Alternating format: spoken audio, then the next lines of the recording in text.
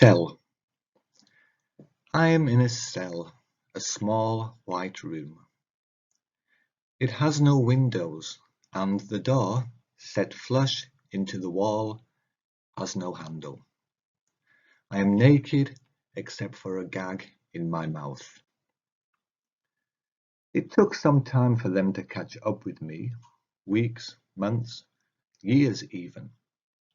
But when they did finally, their actions were swift and cruel. They came in the early hours, gave me a half-hour to dress, then gagged and blindfolded me before delivering me to this room. They've removed the blindfold, but the gag stays. On the wall of the cell is a photocopied A4 paper. It says, "You have been judged and found guilty. Before your sentence is announced when we return, you may speak 3 words. Prepare carefully. Only one attempt is allowed." 3 words. I may forget how I got to this room, but I will remember every detail why, because I know my own story. And now, it seems, they want me to confess my life. Not the story. It's my life. So let me tell you a story. There was a boy who, every Saturday morning, was dropped at his grandparents' house, collected again on Sunday evening. How he remembers this. The house was a universe different from the boy's home. A large end terrace on a leafy lane that seemed to be all wood and glass and patterned carpets and thick curtains.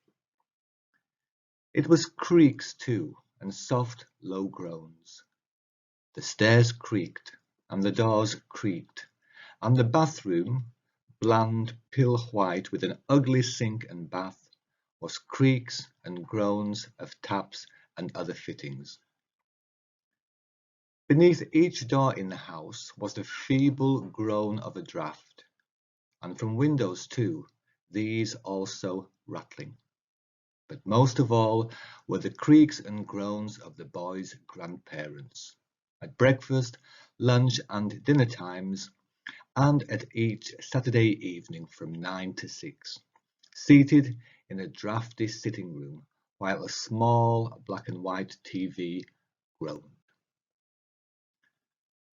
Where the boy slept was a room as large and as cold as a field, with sombre furniture and a double bed with blankets and thick pillows. Its windows, half hidden behind deep drapes and wrinkled net curtains, had glass with curved floral designs, blue and green, and the frames rattled. A plastic chandelier thing hung from a decorative ceiling boss, and on a bedside table was a hooded lamp. A dozen books with nondescript covers slept on a shelf. These ended with a tatty compendium box of games and a block of playing cards. A table against one wall was for schoolwork, which the boy did on Sunday morning. On the walls of the bedroom were 2 prints and 1 large photograph, but it was months before the boy discovered the passages behind each picture, each leading to a door that opened on its scene. He'd been throwing paper planes, and by chance one plane got stuck in the frame of a print of a seaside scene, cliffs, beach, and a line of foam.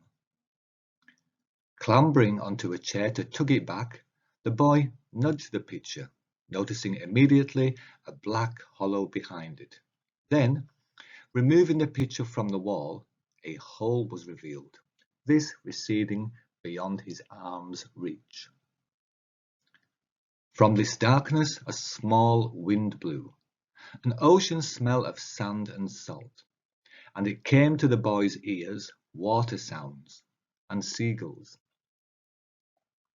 He was up the passage in a flash, this soon enlarging to manage an upright walk, and within minutes he was at a door.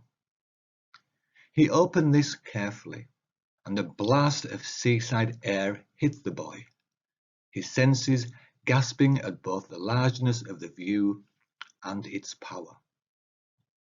But he could not enter it. It pushed him back. The second print in the bedroom was a woman sitting at a desk.